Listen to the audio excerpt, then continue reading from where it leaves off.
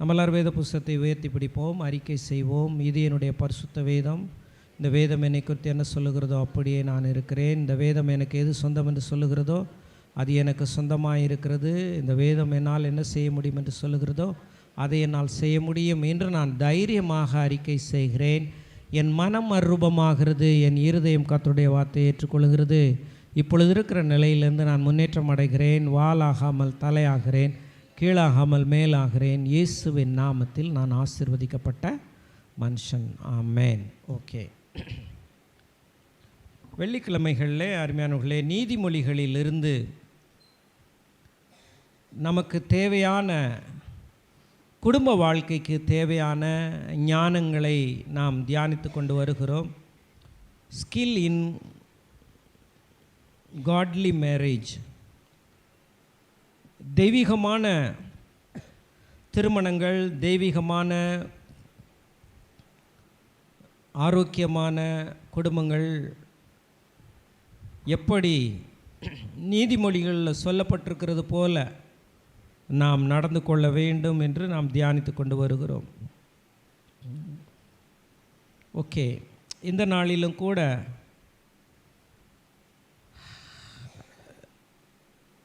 தேவன்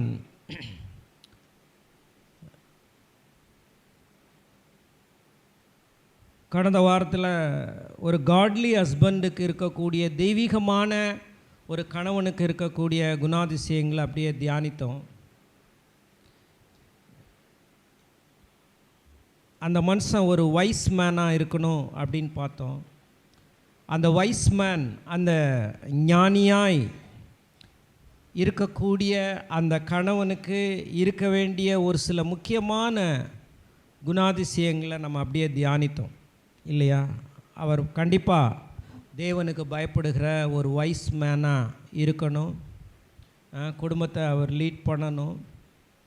மனைவியை மிகுந்த சந்தோஷமாய் அவர் வைத்து கொள்ள வேண்டும். திறமைக்கு மதிப்பீடு செய்து மனைவியை கௌரவப்படுத்த வேண்டும்,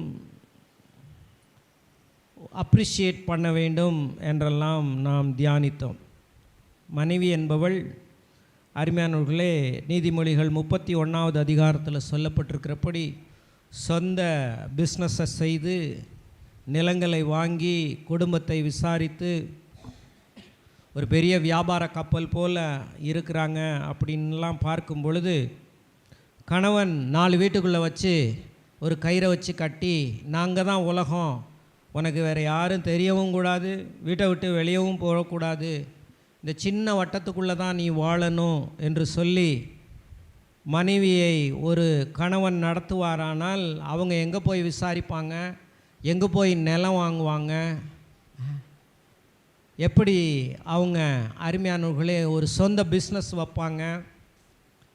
ஊரெல்லாம் அப்படிப்பட்ட தெய்வீகமான ஒரு மனைவியை ஊரெல்லாம் சேர்ந்து ஒரு உயர்ந்த இடத்துல, ஒரு வாழ்த்துகிற இடத்துல வைப்பாங்க. அதனால் he has to appreciate his godly wife என்று நாம் தியானித்தோம். அது ரொம்ப மிக முக்கியமான காரியம். ஒருவேளை இன்னும் நல்ல துடுக்கா, ஒரு ஆக்டிவாக, ஒரு திறமையுள்ள, ஒரு ஞானமுள்ள, ஒரு தெய்வீகமான ஒரு மனைவியாய், கர்த்தருக்கு பயப்படுகிற ஸ்திரியாய் அவங்க இருப்பாங்கன்னா அந்த ஹஸ்பண்டுக்கு இன்னும் ஒரு சந்தோஷம்தான்.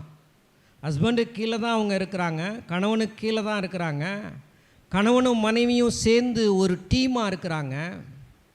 நான் சொல்கிறேன் அருமையானவர்களே, கணவனும் மனைவியும் சேர்ந்து டீமாக இருக்கும் பொழுது ஒரு சில காரியங்களில் மனைவி செய்து அவங்க குடும்பத்தை வெற்றிக்கு நேராக நடத்திக்கிட்டு போகிறாங்கன்னா ரொம்ப சந்தோஷம். அவங்களுடைய நடக்கை அற்புதமாக இருக்கிறது, பாராட்டுதலுக்கு உரியதாக இருக்கிறது. தே போத் ஆர் ஒன், அவங்க 2 பேரும் ஒன்று. தே பிகேம் ஒன் ஃப்ளஷ், அவங்க ஒரே சரீரமாக கணவனும் மனைவியும் மாறிட்டாங்க. இப்போ அவங்க ஏதோ ஒரு காரியத்தை செய்கிறாங்க, செய்து ஜெயிக்கிறாங்க அப்படின்னு சொன்னால் இவங்க ஈகோ பார்க்காம என்னோட மனைவி எங்களுக்கு குடும்பமாக நாங்கள் ஜெயம் எடுக்கணும். அவங்க கொடுத்த ஆலோசனைக்காக கர்த்தாவே உமக்கு நன்றி. ஏற்ற துணை, எல்லோரும் சொல்லுங்கள், ஏற்ற துணை.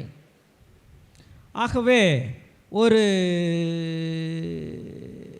ஒரு பாராட்டுதல் வேண்டும். சொல்லுங்கள், ஒரு பாராட்டுதல் வேண்டும். மறுபடியும் சொல்லுவோம், ஒரு பாராட்டுதல் வேண்டும். ஒரு பேஸ்பாலில் ஒரு டீம் விளையாடும்போது அதில் கிப்சன் என்கிற ஒரு விளையாட்டு வீரன் பாருங்கள்,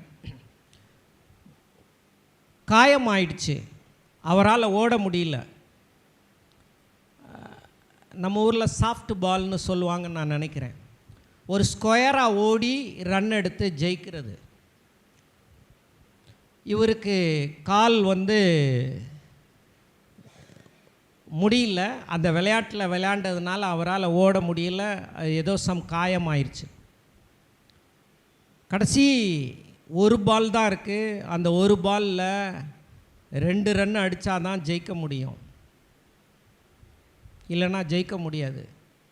ஆனால் கடைசியில் இவர் தான் அடிக்கணும், இந்த கிப்சன் தான் அடிக்கணும். டீமில் இருக்க எல்லாரும் ஐயோ இவன் எங்கே அடிக்க போகிறான், இவனுக்கு ஓடவும் முடியாது, இப்போ காலெல்லாம் அவனுக்கு பிடிச்சிட்டு காலும் வலிக்குது அப்படின்னு சொல்லிட்டு ஒரு அற்பமாக அவரை பார்த்துட்ருக்காங்க.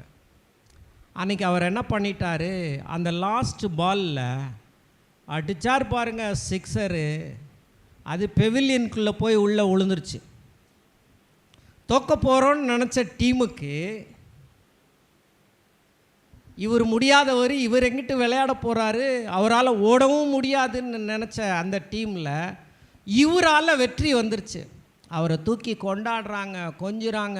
ஏ அப்பா, ஏன் அற்பமாக நினச்சி இனி தோற்று போய் விடுவோம் என்கிற நிலையில் இருக்கும்போது ஒரு முடியாத ஒரு நபர் இயற்கைக்கு அப்பாற்பட்ட விதத்தில், நான் சொல்கிறேன் உங்களுடைய வாழ்க்கையிலும் கூட கணவன் மனைவியாக இருக்கிற இடத்துல ஒருவேளை மனைவி, நான் சொல்கிறேன், அப்படி நடந்துக்கிட்டால் சரி, கணவன் அப்படி நடந்துக்கிட்டால் சரி, மொத்தத்தில் God has given the victory over Satan. சாத்தானுக்கு மேலே எனக்கு ஒரு பெரிய அதிகாரத்தை கர்த்தர் கொடுத்துருக்கிறாரு, நான் ஜெயித்திருக்கிறேன். ஆகவே மிகுந்த சந்தோஷப்பட்டு பிள்ளைகள் முன்னாடி ஒரு கணவன் மனைவியை பாராட்டும் போது, நாளைக்கு அவனும் வளர்ந்து ஒரு திருமணமானான்னா அவனும் தான் ஃப்யூச்சர் ஒய்ஃபை தன்னுடைய எதிர்கால மனைவியை பாராட்டுவான். இல்லைன்னா கணவன் மட்டம் தட்டி மனைவியை வைக்க அவங்களுடைய பிரச்சனைகளையெல்லாம் பெருசாக எடுத்துட்டு அவங்களால வந்த வெற்றியை பாராட்டக்கூட நிலையில் இல்லாமல் அந்த கணவர் இருந்தார்னா, நான் சொல்கிறேன், அந்த வளருகிற அந்த பிள்ளைகள் ஒரு த்ரெட்டன்டு பேபியாக, ஒரு அடிமைக்கு உரிய ஒரு குமாரனாக தான் அது வளரும். ஏன்னா இந்த வீட்டில் எதுக்குமே மதிப்பு இல்லை, மரியாதை இல்லை, பாராட்டுதல் இல்லை, எப்பொழுதும் மட்டம் தட்டுதல் இருந்ததுன்னா அவன் அப்படியே வாழ்ந்தான்னா அவனும் அப்படி தான் குடும்பத்தை நடத்துவான். ஆகவே தெய்வீகமான கணவன் இப்படிப்பட்ட டைனமிக் வைஃப்ஸ்ன்னு சொல்லுவாங்க அவங்கள பற்றி. அதாவது ஒரு வெற்றியாக குடும்பம் நடத்தக்கூடிய ஒரு திறமையுள்ள அந்த மனைவியை பாராட்ட வேண்டிய பொறுப்பிலே இருக்கிறார்கள் அவர்கள். ஆமேன். எத்தனை பேர் நீங்கள் ஆமேன் சொல்கிறீங்க? ஆமாம், ஒரு ஹாஃப் ஹார்ட்டடாக பாராட்டக்கூடாது, ஒரு அரைகுறையான மனதோடு கூட அப்படி செய்யக்கூடாது. அது நம்முடைய பிள்ளைகளுக்கு அது ஒரு மாதிரியாய் இருக்காது. இப்படி தொடர்ந்து இப்படி அடுத்து நம்ம என்ன பார்க்க போகிறோன்னா, ஒரு பாவமான அல்லது தெய்வபக்தியற்ற தேவனற்ற கணவன்மார்களை குறித்து, அவங்களுடைய கேரக்டரிஸ்டிக்ஸ் குறித்து நம்ம தியானிக்க போகிறோம். நீதிமொழிகள் நிறையா போட்டிருக்குது. இந்த அன்காட்லி ஹஸ்பண்ட், இந்த தெய்வபக்தி இல்லாத பாவமான கணவனுக்கு எப்படிப்பட்ட குவாலிட்டிஸ் எல்லாம் இருக்கும் அப்படின்னா, அவங்க எப்படி இருப்பாங்க வாசிப்போம். நீதிமொழிகள் 12:15. நீதிமொழிகள் 12 15 வாசிப்போம். மதீனனுடைய வழி அவன் பார்வைக்கு செம்மையாக இருக்கும், ஆலோசனைக்கு செவி கொடுக்கிறவனோ ஞானம் உள்ளவன். மதீனனுடைய வழி அவன் பார்வைக்கு, மதீனன்னா யாருன்னா ஆலோசனைக்கு செவி கொடுக்காதவன் மதீனன். இந்த வசனத்தை நல்லா புரிகிற மாதிரி நான் சொல்கிறேன் பாருங்க. மதீனன் யார்? பார்வைக்கு, அவன் பார்வைக்கு தான் நடக்கிற பாதை சரின்னு அவன் நினச்சிக்கிட்டு இருக்கிறான். ஆனால் இங்கே போட்டிருக்கு ஆலோசனைக்கு செவி கொடுக்கிறவனோ ஞானம் இல்லாதவன். அப்படின்னா இந்த மதீனன் எப்படிப்பட்டவன் அப்படின்னா, he is zero in listening. ஆலோசனைகளை கேட்கிறதுல ஜீரோவாக இருக்கிறான். ஆலோசனைகளை மதிக்கிறது கிடையாது, ஆலோசனைகளை கேட்கிறது கிடையாது. ஆமாம், அவன் ஒரு ஃபூலிஷ் ஹஸ்பண்ட். வேதத்தின் ஆலோசனைகளை கேட்க வேண்டும், வேதத்தின் வழிகளை கேட்க வேண்டும். லிசனிங் ரொம்ப முக்கியம். இன்னொரு வசனத்தை வாசிப்போம் பாருங்க. 14:15 பேதையானவன் எந்த வார்த்தையும் நம்புவான், விவேகியோ தன் நடையின் மேல் கவனமாயிருக்கிறான். சொல்லுங்க, விவேகியோ தன் நடையின் மேல் கவனமாயிருக்கிறான். எல்லாரும் சொல்லுங்க கவனம், எல்லாரும் சொல்லுங்க கவனம். அப்போ பேதை கவுன்சிலிங் கேட்க மாட்டான். மூடன் அவனுக்கு ஆலோசனையை பெருசாக நினைக்க மாட்டான், கேட்கணுன்னே தோணாது, கவனிக்கவும் மாட்டான், கேட்கவும் மாட்டான். இப்படிப்பட்ட குணாதிசயம் அருமையானவர்களே ஒரு பாவமான தேவனற்ற தெய்வ பக்திக்கற்ற ஒரு குணாதிசயம். வேதத்தில் ஒரு சில காரியங்கள் எழுதப்பட்டிருக்கிறது. ஆபிரகாம் வாழ்க்கையில், ஆதாம் வாழ்க்கையில், யோபுனுடைய வாழ்க்கையில எல்லாம் வாசிக்கும்போது அருமையானவர்களே ஒரு சில ஆலோசனைகளை அவங்க கேட்கவே கூடாது. ஆனால் மனைவியினுடைய வார்த்தையை கேட்டு அவங்க அது எக்ஸப்ஷன், அதை விட்டுருங்க. மனைவியினுடைய வார்த்தையை கேட்டு அவங்க தவறாக நடந்துட்டாங்க. ஆதாம் தவறாக நடந்தார், நமக்கு தெரியும். ஆபிராம் தவறாக நடந்தார். ஆனால் ஜோபு அப்படி இல்லை. ஜோபு மனைவி பேச்செல்லாம் அவர் கேட்கல, அந்த இடத்துல கேட்காம விட்டுட்டார். இதெல்லாம் எதுக்கு நான் சொன்னேன்னா, அப்போனா எப்போவுமே கேட்காம இருந்துட்டால் பரவாயில்ல, கேட்காம இருந்தால் தப்பிச்சிக்கலாம் அப்படின்னு நம்ம நினைக்கக்கூடாது. எல்லோரும் ஒரு அல்லேலூயா சொல்லுவோம். ஏன்னா ஒரு சிலர் என்ன பண்ணுறாங்க அப்படின்னா, தெய்வீகமான ஒரு மனைவி, கர்த்தருக்கு பயப்படுகிற ஒரு ஸ்திரீ, இரவும் பகலும் ஜெபிக்கிற ஒரு ஸ்திரீ, வேதத்தை வாசிக்கிற ஸ்திரீ, அவங்க ஒரு வார்த்தையை, ஒரு ஆலோசனையை கொடுத்தாங்கன்னா அவங்க கேட்கணும். சரி, அவங்க அட்வைஸை கேட்கணும். அப்புறம் எதுக்கு தேவன் அவங்கள கொடுத்தார்? மண்ணு மாதிரி இருக்கிறதுக்காக கொடுத்தாரா? இந்த காதுலேருந்து இந்த காதுக்குள்ள, இந்த மைண்டில், அவங்க மனசில் கர்த்தர் ஒன்றுமே பேச மாட்டாரா? ஏன் சுத்தமாக அவாய்ட் பண்ணுறீங்க? கவுன்சிலிங்கை அவாய்ட் பண்ணுறீங்க. நான் சொல்கிறேன், தேவன் ஒரு துணையை கொடுத்துருந்தார்னா அந்த துணையின் மூலம் ஒரு அற்புதமான ஒரு ஆசீர்வாதத்தை வைத்திருக்கிறார். ஆமேன். ஆமாம், ஒரு மனைவியானவள் தேவசாயலிலே படைக்கப்பட்டிருக்கிறாள். அவள் கணவனோடு கூட தேவசாயலை பங்கிட்டு கொள்ளுகிற ஒரு மனைவியாய் அவள் இருக்கிறாள். ஆகவே அந்த கிருபையை சுதந்திரிக்கிறதுலையும் அவங்க சுதந்திரவாளியாக இருக்கிறாங்க. அப்போ ஜீரோ இன் லிசனிங்காக யாரும் இருக்கக்கூடாது. அப்படி இருந்தாங்கன்னா அருமையானவர்களே, அவங்க ஒரு பூவர் லீடர். அவங்க நான் போன வாரத்தில் சொன்ன மாதிரி அந்த காட்லி உமன், அந்த தெய்வீகமான ஒரு மனைவி அந்த கணவனுக்கு எதுக்காக இருக்காங்கன்னா, அவங்களுடைய வாழ்க்கையில் இருக்கக்கூடிய, அதை நான் சொன்னேன்ல, பட்டி பார்த்து, டிங்கரிங் பார்த்து, கடைசியாக அப்படியே அற்புதமாக ஒயிட் வாஷ் பண்ணி அந்த வீடு அப்படியே பார்க்குறதுக்கு அழகாக இருக்கிற மாதிரி இந்த பெண்ணினுடைய ஆலோசனை, அந்த கணவருக்கு மனைவியினுடைய ஆலோசனை அப்படியே பட்டி பார்த்து அழகுபடுத்துகிற ஒரு வீடு மாதிரி கேப்பெல்லாம் ஃபில் பண்ணி அந்த கிராக்ஸ் எல்லாம் சரி பண்ணி அப்படியே சூப்பராக ஆர்ட் பண்ணி அப்படியே ஒரு பியூட்டிஃபுல் ஹோமாக மாற்றுற மாதிரி மனைவியானவள் கணவனுக்கு, தெய்வீகமான கணவனுக்கு உதவியாய் இருக்கிறபடினாலே ஒரு மூடனாக இருக்கக்கூடாது. மூடன் எப்படிப்பட்டவன்னா எந்த ஆலோசனையும் கேட்க மாட்டான், அப்படி இருக்கவே கூடாது. எல்லோரும் சொல்லுங்கள், தெய்வீகமான கணவன்மார்கள் ஆலோசனைகளை கண்டிப்பாய் எதிர்பார்ப்பார்கள், ஏற்றுக்கொள்வார்கள். மூடனோ ஆலோசனையை கேட்க மாட்டான். ஒரு அன்காட்லி ஹஸ்பண்டுடைய குவாலிட்டி. இன்னொரு குவாலிட்டி என்னன்னா, அன்காட்லி அவபக்தியான ஒரு கணவர், எப்போ பார்த்தாலும் சண்டையிடுகிற கணவராக இருப்பது.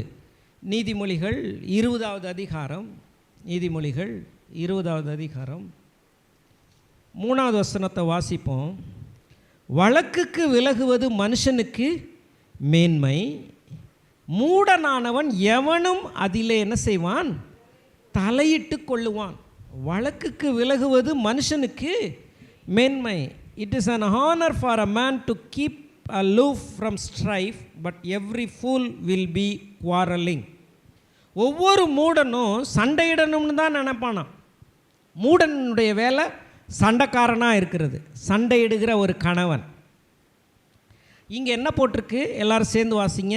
வழக்குக்கு விலகுவது மனுஷனுக்கு மேன்மை. அப்போ குடும்பத்தில் எந்நேரமும் தகராறு பண்ணணும்னு நினைக்கிறது, எதையாவது ஒன்றை பண்ணணும்னு நினைக்கிறது. அப்போ வழக்கே வேணாமா பாஸ்டர், ஒரு ஆர்கியூமெண்ட்டே இருக்கக்கூடாதா? நான் சொல்கிறேன், நல்ல ஆர்கியூமெண்ட் இருக்கலாம், ஒரு சின்ன ஆர்கியூமெண்ட் தேவை தான். அந்த ஆர்கியூமெண்ட்டினுடைய முடிவில் ஒரு நல்ல சொல்யூஷன் இருக்கணும். அப்படியே ஆர்கியூமெண்ட்டு பண்ணிக்கிட்டே இருந்து, ஒருத்தருக்கு ஒருத்தர் வாதம் பண்ணிக்கிட்டே இருந்து, இணையாத ஒரு இசைவுறாத, எப்படி சொல்கிறது, எனக்கு அதில் உடன்பாடு இல்லை அப்படின்னு சொல்லிட்டு 2 பேரும் அதிகமான நேரம் அக்ரி பண்ணாமையே, உடன்பாடு இல்லாமையே, இசையாமையே இருக்கும்போது மெதுவாக அருமையானவர்களே அந்த இடத்துல சண்டை வர ஆரம்பிக்குது, பிரச்சனை வர ஆரம்பிக்குது.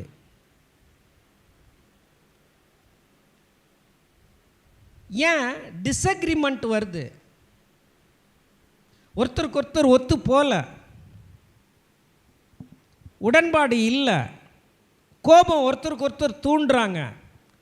இப்படி தூண்டி கோபம் வர வர 2 பேருக்கும் இந்த ஆர்கியூமெண்ட்டு எங்கே போய் முடியுதுன்னா ஃபைட்டாக முடியுது, சண்டையாக முடியுது.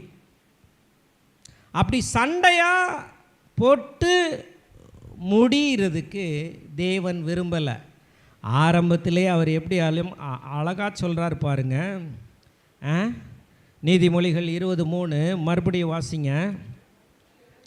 வழக்குக்கு விலகுவது மனுஷனுக்கு மேன்மை, மூடனானவன் எவனும் அதிலே தலையிட்டு கொள்ளுவான். அப்போ சண்டை போட ஆரம்பிக்கிறது அருமையானுக்குள்ளே இட் இஸ் ராங். சண்டை போடக்கூடாது. டிஸ்அக்ரிமெண்ட் வரும்போது, ஒத்து போகாமல் இருக்கும்போது ஒரு எல்லை வைத்து கொள்ள வேண்டும். ஒரு ரப்பர் பேண்ட் இருக்குது, அந்த ரப்பர் பேண்டை 2 பக்கம் இழுத்துக்கிட்டே போனால் என்ன ஆகும்? அந்த ரப்பர் பேண்டு முடிஞ்சிடும், கதை அந்து போயிடும். அவங்க இதுக்கு மேலே இது பண்ணால் அவங்க ரொம்ப கோபமாவாங்க, இது வேண்டாம், இதோடு நம்ம ஸ்டாப் பண்ணிக்குவோம். ஏன் திரும்ப திரும்ப சொல்லி அவங்க மனசை புண்படுத்துகிற மாதிரி சொல்லி அவங்கள ஏன் கோபப்படுத்தணும்? ஆர்கியூமெண்ட்டை நிறுத்தினா என்ன? ஆர்கியூமெண்ட்டை நிறுத்த வேண்டிய இடத்துல நிறுத்த வேண்டும். எல்லோரும் ஒரு ஆமேன்னு சொல்லுங்கள். ஆமாம், அப்படி ஆர்கியூமெண்ட் போய்கிட்டே இருந்துச்சுன்னு வச்சுக்கோங்களேன், ஆர்கியூமெண்ட்டில் யாரோ ஒருத்தர் ஜெயிக்கலாம், நான் சொல்கிறது தான் சரின்னு நான் ஜெயிச்சிடலாம். ஆனால் அவர் தோற்று போயிட்டார், நீங்கள் ஜெயிச்சிட்டீங்க. குடும்பம் ஒற்றுமையாக என்ன செய்ய முடியாது, இருக்க முடியாது. இப்போ நீ வெற்றி பெறுறியா நான் வெற்றி பெறனான்ற பேச்சில் இருக்கவே கூடாது. ஆர்குமெண்ட்டுக்கு ஒரு லிமிட்டை வச்சுட்டு ஒரு தேவனே அப்படின்னு சொல்லிட்டு தேவனை நம்ப ஆரம்பித்து வழக்குக்கு விலக வேண்டும். You should not fight each other. தெய்வீகமான கணவனும் தெய்வீகமான மனைவியும் சண்டை போடக்கூடாது.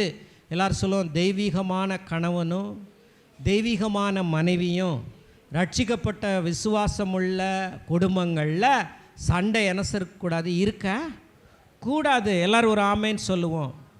இப்போ ஹஸ்பண்ட் எடுத்துக்குவோம். Husband he should never participate in a fight. அவர் ஒரு சண்டையில் தன்னை தலையிடக்கூடாது. கணவன் சண்டை போடணும்னு நினைக்கக்கூடாது. ஆமேன்னு சொல்லுங்கள், நல்ல ஒரு ஆமேன்னு சொல்லுங்கள். ஆமாம், இன்றைக்கி கணவன்மார் ரொம்ப பேர் காணோம். எல்லோரும் அவங்க எல்லாம் வயசு போல், அதனால் வரல. நான் பேசுகிறது அவபக்தியான கணவன்மார் தானே பேசுகிறேன், அதனால் அவங்க வரலனாலும் பரவாயில்ல, அப்படி தான் நான் நினைக்கிறேன். ஆமேன், ஹல்லேலூயா.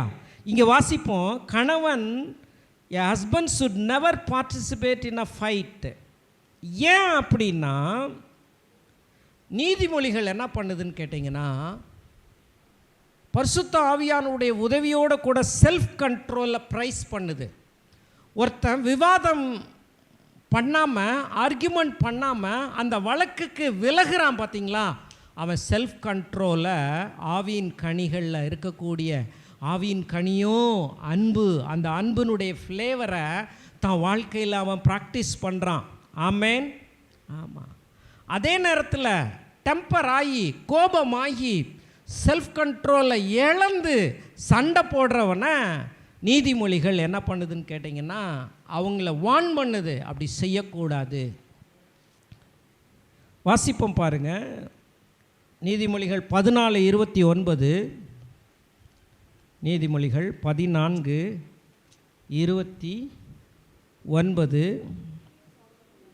நீடிய சாந்தமுள்ளவன் மகா புத்திமான், முற்கோபியோ புத்தியினத்தை விளங்க பண்ணுகிறான். முற்கோபி அன்கண்ட்ரோல்டு டெம்பரமெண்ட், கண்ட்ரோல் இல்லாத ஒரு டெம்பரமெண்ட்டாக ஐயா இருக்கிறார். இப்போ அவர் கண்ட்ரோல் பண்ண முடியல. அவர் இப்போ எதையாவது எடுத்து உடச்சிருவார், இல்லைன்னா பொருட்களை போட்டு தூக்கி எறிவார், ஏதோ ஒன்று பண்ணுவார். அவருக்கு செல்ஃப் கண்ட்ரோலை இவர் இழந்துட்டார்.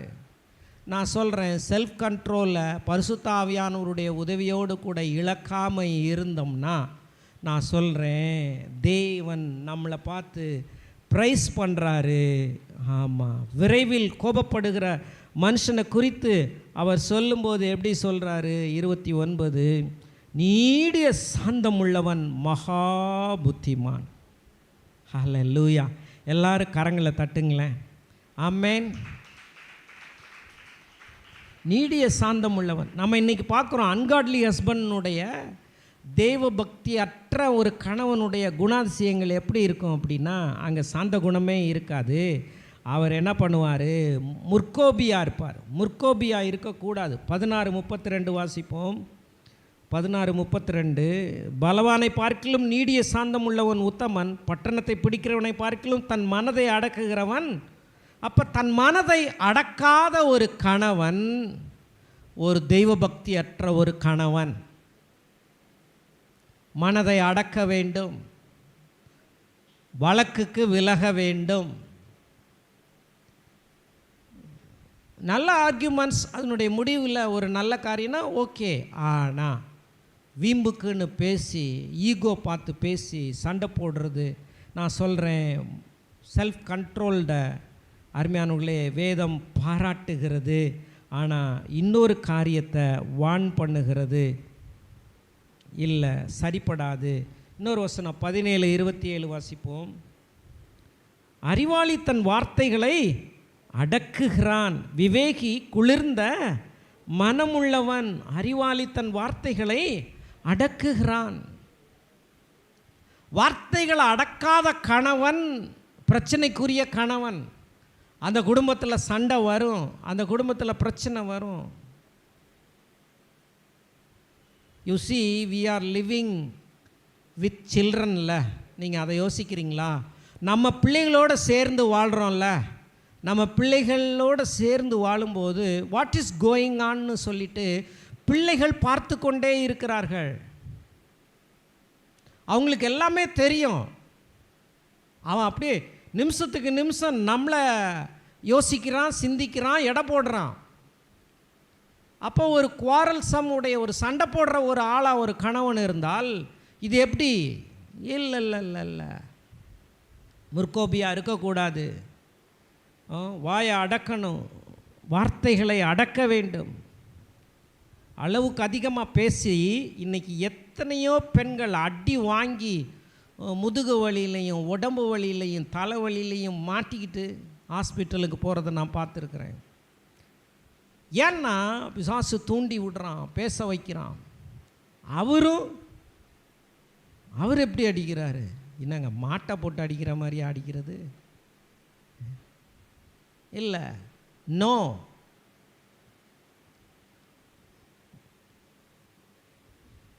ஆனால் கடவுள் நம்மளை, அதுவும் அந்த நல்ல ஞானியான தெய்வீகமான கணவன்னா என்ன தெரியுமா செய்யணும்? கிறிஸ்து சபையில் அன்பு கூர்ந்த மாதிரி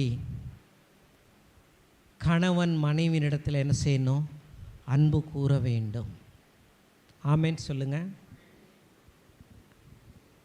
சர்ச்சை எப்படி கேர் பண்ணுறாரோ அதே மாதிரி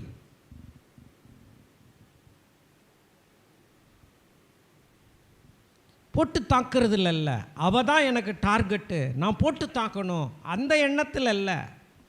மாற்றம். எல்லோரும் வாசிப்போம். புதிய ஏற்பாடு எபேசியர் 5வது அதிகாரம். எபேசியர் 5வது அதிகாரம். அவபக்தியான கணவன் யார், அவனுடைய குவாலிட்டி என்ன அப்படின்னு பார்த்துட்ருக்கோம். அவனுடைய குணாதிசயம் என்னன்னு பார்த்துட்ருக்கோம். எபேசியர் 5வது அதிகாரம் 23வது வசனம். கிறிஸ்து சபைக்கு தலையாய் இருக்கிறது போல புருஷனும் மனைவிக்கு தலையாய் இருக்கிறான், அவரே சரீரத்துக்கும் இரட்சகராய் இருக்கிறார். ஆகையால் சபையானது, சொல்லுங்க, சபையானது. 28வது வசனம் வாசிச்சிங்கன்னா, அருமையானவர்களே, புருஷர்களும் தங்கள் மனைவிகளை தங்கள் சொந்த சரீரங்களாக பாவித்து அவர்களில் அன்பு கூற வேண்டும். நாம் அவருடைய சரீரத்தின் அவயவங்களாய் நாம் இருக்கிறோம் என்று வேதம் போதிக்கிறது. இது ஒரு அற்புதமான ஒரு காரியம் பாருங்கள். தம்மைத்தாமே ஒப்பு கொடுத்தார். 27வது வசனம். அந்த வசனம் ரொம்ப முக்கியம். ஆமாம், தம்மைத்தாமே ஒப்பு கொடுத்தார். சரி, இப்போ என்ன பார்க்குறோம்? தெய்வீகமான கணவன் ஃபைட் பண்ணக்கூடாதுன்னு பார்க்குறோம். உடனே அவர் சொல்கிறாரு, ஷீ ஸ்டார்டட் இட். அவள் தாங்க ஆரம்பித்தா, நானும் ஆரம்பித்தேன், அவள் தான் ஆரம்பித்தா. ஆரம்பிக்கட்டும்.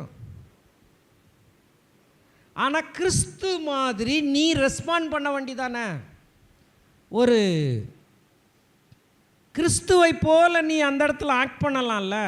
அவங்க அட்டாக் பண்ணுறாங்க, ஓகே, நீங்கள் என்ன செய்யணும்?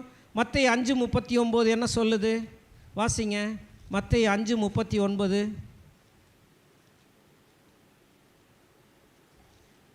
அவங்க தான் ஆரம்பித்தாங்க, ஆரம்பிக்கட்டும்.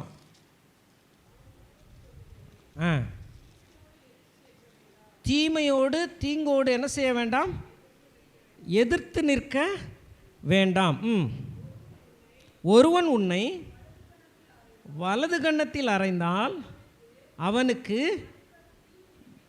மறு கன்னத்தையும் திருப்பி கொடு. ஹல்லேலூயா, ஆமென். இன்சல்ட் பண்ணிட்டாங்க, அடிக்கிறதையே விடுங்க. வேண்டாம், அடிக்கிறத விடுங்க. அடிக்காமல் இன்சல்ட் பண்ணுறாங்க, வார்த்தையாலேயே உங்களை கொல்றாங்க, வார்த்தையாலேயே அடிக்கிறாங்க. உடனே என்ன செய்யணும்? மறுகண்ணத்தையும் காண்பிக்கிற மாதிரி நீங்கள், சரி அவர் திட்டுனா திட்டட்டும், வலது கன்னத்தில் அரைஞ்சா நம்ம இடது கன்னத்தை காட்டுவோம். ஒரு ஃபைட்டில் அவங்க இன்சல்ட் பண்ணிக்கிட்டு இருக்கிறாங்க.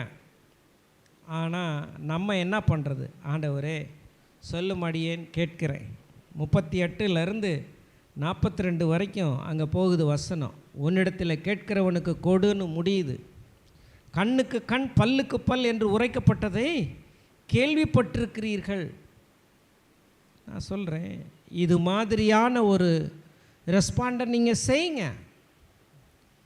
நான் இங்கே பேசுகிறதெல்லாம் ரட்சிக்கப்பட்ட இயேசுவை ஆண்டவராக ஏற்றுக்கொண்ட கணவன் மனைவிக்கு வேதத்திலிருந்து ஆலோசனை நாம் இப்போ தியானித்து கொண்டு வருகிறோம். நீதிமொழிகளில் என்ன போட்டிருக்கு அப்படின்னு சொல்லிட்டு. ஆகவே சத்திய வேதத்தை நம்பாதவர்களுக்கும் இயேசுவை இரட்சகராக ஏற்றுக்கொள்ளாதவர்களுக்கும் இது வித்தியாசமான விதத்தில் போகும். ஆனாலும் தீமையை நன்மையினால தான் வெல்ல முடியும் என்று வேதம் என்ன செய்கிறது? போதிக்கிறது. எல்லாரும் சொல்லுவோம், தீமையோடு எதிர்த்து நிற்க வேண்டாம். ஆமேன்.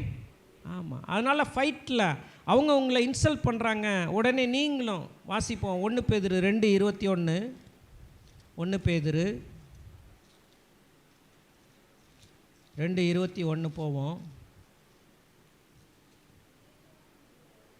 இதற்காக நீங்கள் அழைக்கப்பட்டும் இருக்கிறீர்கள். இங்கே 20ஆம் வசனம், நீங்கள் குற்றம் செய்து அடிக்கப்படும் போது, இல்லை அடுத்த வசனமே வாசிப்போம். இதற்காக நீங்கள் அழைக்கப்பட்டும் இருக்கிறீர்கள், ஏனெனில் கிறிஸ்துவும் உங்களுக்காக பாடுபட்டு நீங்கள் தம்முடைய அடிச்சுவடுகளை தொடர்ந்து வரும்படி உங்களுக்கு மாதிரியை வைத்து போனார். 22 எல்லாரும் சேர்ந்து வாசிப்போம். அவர் பாவம் செய்யவில்லை, அவருடைய வாயிலே வஞ்சனை காணப்படவும் இல்லை. அவர் வையப்படும் போது பதில் வையாமலும் பாடுபடும் போது பயமுறுத்தாமலும் நியாயமாய் தீர்ப்பு செய்கிறவருக்கு தம்மை. அவர் வையப்படும் போது பதில் வையாமலும். எத்தனை பேர் ஆமேன்னு சொல்கிறீங்க? வார்த்தைக்கு வார்த்தை வையிற வேலையை செய்யக்கூடாது. அது குறிப்பாக கணவன் செய்யக்கூடாது. ஆமேன்னு சொல்லுங்கள். சரி, இப்போ மனைவியும் சண்டையில் ஈடுபடக்கூடாது. மனைவியும் என்னன்னு பண்ணணும்? சாந்தமுள்ளவங்களாக இருக்கணும். சுய கட்டுப்பாட்டுக்கு பரிசுத்த ஆவியானவர் மூலமாக அந்த கனியை பெற்றுக்கொள்ளணும். முற்கோபியாக இருக்கக்கூடாது. கணவனுக்கு கீழ்ப்படிந்து நடக்கணும். எபேசியர் 5:22-24 இதெல்லாம் பார்த்தோம். ஆகவே அவங்களுக்கும் சண்டை போடுறதுக்கு இடம் இல்லை. என் வீட்டுக்காரர் தான் ஆரம்பித்தார் அப்படின்னு சொன்னாலும் இதுக்கு என்ன பதிலோ அதுதான். தீமையோடு எதிர்த்து நிற்காத, பதில் வையாத, ஒரு கண்ணத்தை அடித்தா மறு கண்ணத்தை காட்டு. ஆகவே நீதிமொழிகளில் சொல்லப்பட்டிருக்கிற அந்த அற்புதமான ஒரு ஸ்திரியா இருக்கும்படி தேவன் எதிர்பார்க்கிறார். ஆமேன். ஆமாம். அவங்க விவாதம் எழும்பும் முன் விட்டு விட்டால் நல்லது. ஃபைட் பண்ணாமல் இருந்தால் ரொம்ப நல்லது. இன்னொரு அன்காட்லி ஹஸ்பண்ட், ஒரு தெய்வீகமற்ற கணவனுடைய குணாதிசயம் இன்னொன்று இருக்குது. நீதிமொழிகள் 29 போவோம். நீதிமொழிகள் 29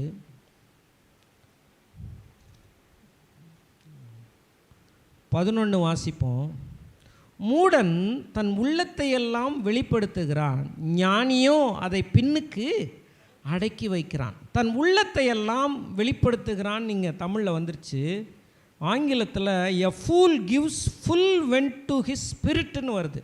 அதாவது தன்னுடைய ஆவியை அடக்காமல் தன்னுடைய கோபத்துக்கு முழு இடம் கொடுத்து அப்படியே கேட்டை திறந்து விட்டா, டேம்லேருந்து அப்படியே ஃப்ளட் கேட்ஸை திறந்து விட்டா, அப்படியே டேம்லேருந்து தண்ணி வெளியே வர்ற மாதிரி ஐயா திறந்து விட்டுட்டாரு. அது செய்ய முடியாது. தன் உள்ளத்தில் உள்ளதையெல்லாம் அப்படின்னு தமிழில் வருது. ஆனால் அப்படி கிடையாது. பாருங்கள், நல்ல ஒரு அர்த்தமான ஒரு வார்த்தை. மூடன் தன் உள்ளத்தையெல்லாம் என்ன செய்கிறான்? வெளிப்படுத்துகிறான்னு வந்துருச்சு. அப்படின்னா தன்னுடைய உணர்வுகள் அவன் கட்டுப்படுத்தலை. தன்னுடைய உணர்வுகளை முழுவதும் வெளியேறதுக்கு அவன் இடம் கொடுக்குறான் பாருங்க. ஒரு கண்ட்ரோலுக்குள்ளே வரல. A fool gives full vent to his spirit but a wise man quietly holds it back. சரி, பொறுமையாக நிதானமாக அப்புறம் பார்த்துக்கலாம், அப்புறம் சொல்லுவோம், புரியும் போது சொல்லுவோம், நல்லா இருக்கும்போது சொல்லுவோம், இப்போ தேவையில்லாமல் போட்டு பண்ண வேண்டாம் அப்படின்னு சொல்லிட்டு. அப்போ ஒரு ஸ்டூபிட் மேன் என்ன பண்ணுறான்னா, அப்படியே கம்ப்ளீட்டாக தன்னுடைய கோபத்தை வெளிப்படுத்தணும்னு நினைக்கிறான். செல்ஃப் கண்ட்ரோலுக்கு அவன் வரல. இதனால் பெரிய அப்செட் நடக்குது குடும்பங்களில், பிரச்சனை ஓடுது. நான் சொல்கிறேன் அருமையானவர்களே, அப்படி இருக்கக்கூடாது. அது மட்டும் இல்லை, இந்த மாதிரியான கணவர்கள், இப்படி அவபக்தியான கணவர்கள் refuses to learn from mistakes. கடந்த கால தவறுகளில் ஒன்றை கற்றுக்கொள்கிறதுக்கு மறுக்கிறாங்க. சரி, இவ்வளவு காலம் நம்ம தவறு பண்ணிட்டோம், இனிமேலாவது திருந்தணும் அப்படின்ற எண்ணம் அவங்களுக்கு வரமாட்டேங்குது. அவங்க தான் அன்காட்லியாக இருக்காங்களே, ஒரு பயமற்ற ஒரு கணவனாக இருக்காங்களே, ஒரு தெய்வ பக்தியற்ற ஒரு கணவனாக இருக்காங்களே. இவங்க கற்றுக்கொள்ளணுன்ற எண்ணம் அவங்களுக்கு இல்லை, ரெஃப்யூஸ் பண்ணுறாங்க. ஒரு வசனத்தை வாசிப்போம் பாருங்கள். நீதிமொழிகள் 4வது அதிகாரம் 19வது வசனம். நீதிமொழிகள் 4:19. துன்மார்க்கருடைய பாதையோ காரிருளை போல் இருக்கும், தாங்கள் இடறுவது இன்னதில் என்று அறியார்கள். அவங்க இருளில் நடக்க ஆரம்பிச்சிட்டாங்க. அவங்க துன்மார்க்கர் இருளில் நடக்க ஆரம்பிக்கிறாங்க. காரிருளாக இருக்குது, வெளிச்சம் ஒன்றும் காணோம், எதில் இடற போகிறாங்கன்னு தெரியாது. இப்படிப்பட்டவர்கள் மூடர்கள், தே ஸ்டம்பிள். இன்னொரு வசனத்தை வாசிப்போம். நீதிமொழிகள் 26:11.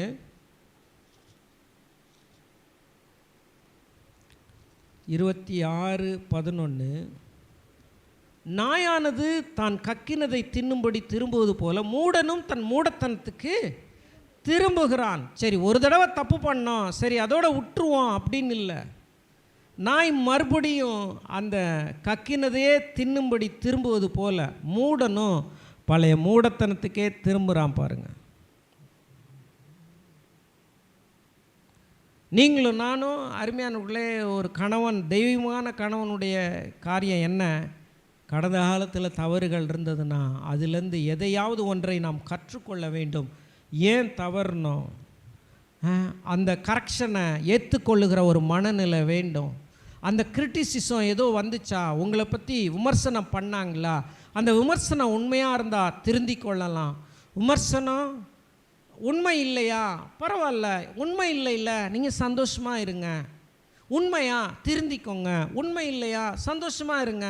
நீங்கள் தான் செய்யலையே, உங்களை விமர்சனம் பண்ணுறது, அவங்க விமர்சனம் பண்ணுற மாதிரி நீங்கள் தான் இல்லைல்ல, உங்களை நீங்கள் ஹாப்பியாக வச்சுக்கலாமே. நாம் மிஸ்டேக்ஸை அருமையானவர்களே கண்டுபிடிச்சி அதை கரெக்ஷன் பண்ணி கேர்ஃபுல்லாக வாழும்படி தேவன் நம்மை அழைக்கிறார். ஆமேன். அப்போ தான் ஃப்யூச்சரில், எதிர்காலத்தில் ஒரு காரியத்திலேருந்து நாம் தப்பிக்க முடியும். அழிவுக்கு நேராக நடத்தக்கூடிய கணவன்மாராக இருக்கக்கூடாது. ஒரு வசனத்தை வாசிப்போம். நீதிமொழிகள் 11:29. குடும்பத்தை அழிக்கிற ஒரு கணவனா அல்லது பிள்ளைகளால் வாசிங்க. ஆமேன், ஆமேன். திரும்ப வாசிங்க.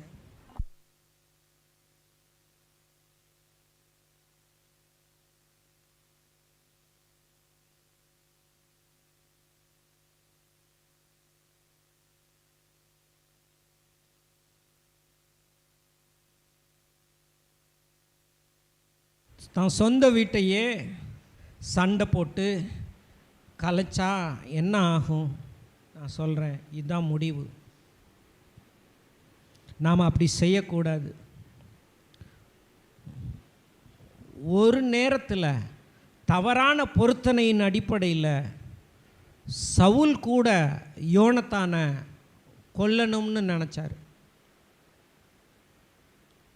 ஒரு யுத்தத்தில் யாருமே சாப்பிடாமையே யுத்தம் பண்ணணும்னு இவன் சவுல் சொல்கிறான். நம்ம ஜெயிக்கணும், ஆனால் யாரும் சாப்பிடக்கூடாது, விடாய்த்தவர்களாக போய் எல்லாம் செய்யணும். ஆனால் ஒரு வழியில் வர்றப்ப யோனத்தான் அங்கே ஜெயமும் வந்துருச்சு. ஆனாலும் ஒரு இடத்துல அவன் ஒரு தேன் கூட ருசி பார்த்துருவான். இது சவுலுக்கு தெரிய வந்துடும். மூடத்தனமான ஒரு பொருத்தனையை செஞ்சுட்டு அன்னைக்கு யோனத்தானால தான் வெற்றியே வந்துச்சு. ஆனால் சாப்பிடாம அந்த யுத்தத்தை செய்யலையாம். அதனால் அவனை கொன்னுடணும் அப்படின்னு முடிவெடுத்தான். ஒரு தான் குடும்பத்தையே அழிக்கிறதுக்கு எப்படி முடிவெடுக்கிறான் பாருங்கள். தவறான ஒரு பொருத்தனை, தவறான காரியத்தை அவன் செய்கிறான் பாருங்கள். அப்படி செய்யக்கூடாது. அதே போல் பழைய ஏற்பாட்டில் என்னாகமத்தில் 16வது அதிகாரத்தில் தாத்தான் ஆபிராம் என்கிறவங்க 2 பேரும் அந்த கோராகின் அந்த ரிபல்யனில் அவங்க அப்படியே நரகத்துக்குள்ளே போகிறது.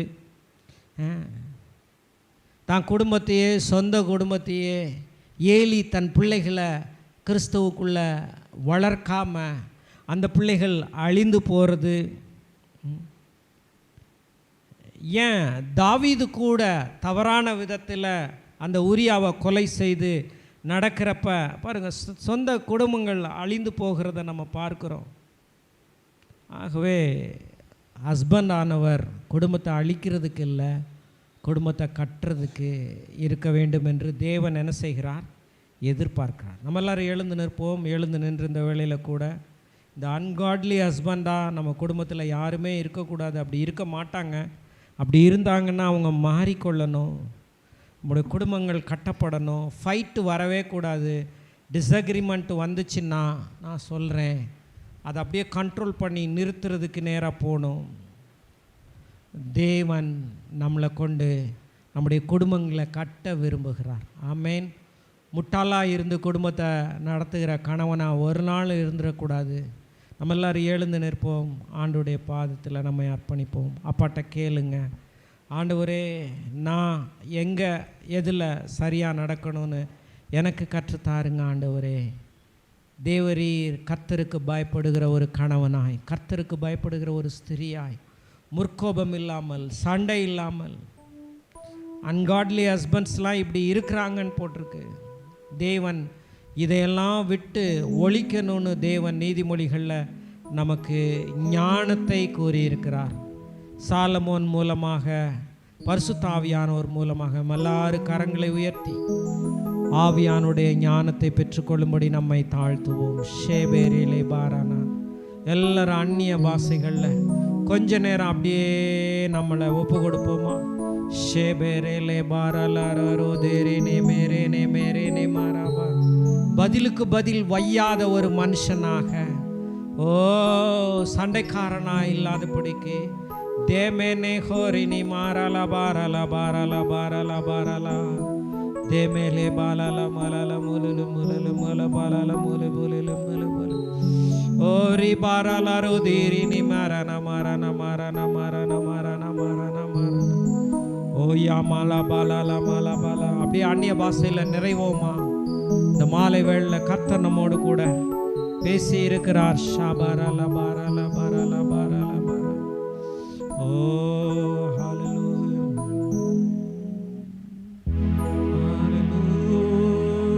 ஹalleluya ஹalleluya. ஓ ஹalleluya. ஆமென் ஆமென். உந்தன் ஏக்கம் விருப்பம் எல்லாம் என் இதய துடிப்பாக மாற்றும். உந்தன் ஏக்கம் விருப்பம் எல்லாம் என் இதய துடிப்பாக மாற்றும். என் வாயின் வார்த்தையெல்லாம் பிறர் காயம் மாற்ற வேண்டும். என் வாயின் வார்த்தையெல்லாம்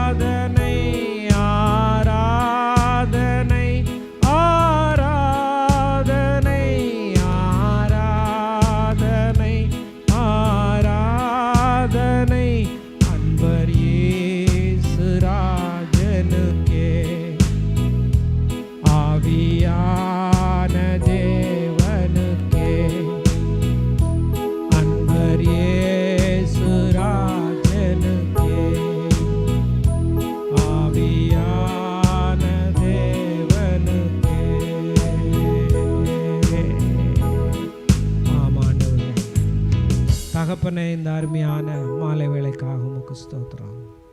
எங்களை ஒப்பு கொடுக்குறோம் ஆண்டவரே.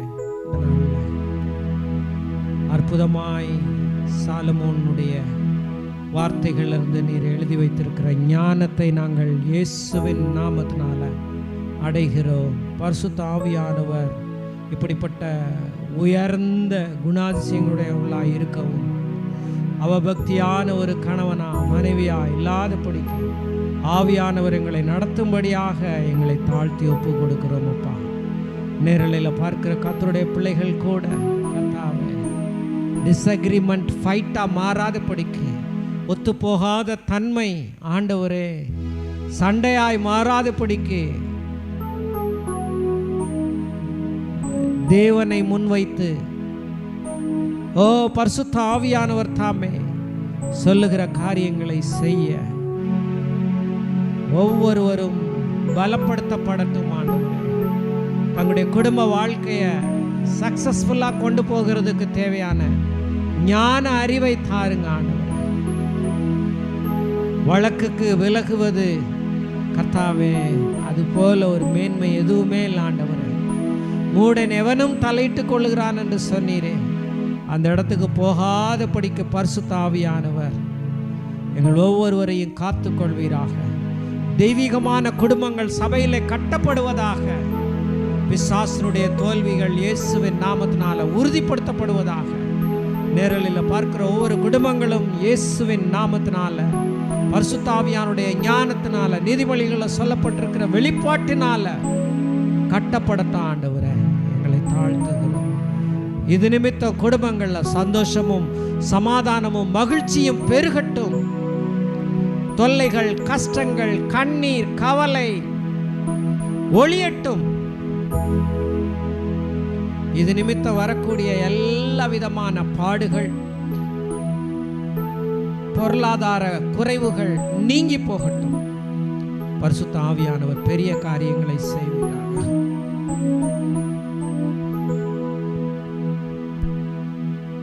அல்லேலூயா. தேவரீர் அப்படி செய்கிறதற்காக உமக்கு நன்றி. இயேசுவின் நாமத்தில் பிதாவே, ஆமென். உடைய கர்த்தராகிய இயேசு கிறிஸ்துவினுடைய கிருபையும் பரிசுத்த ஆவியானுடைய அந்யோன்ய ஐக்கியமும் இப்பொழுது சதா காலங்களில் நம் அனைவரோடு கூட இருப்பதாக. ஆமென். என்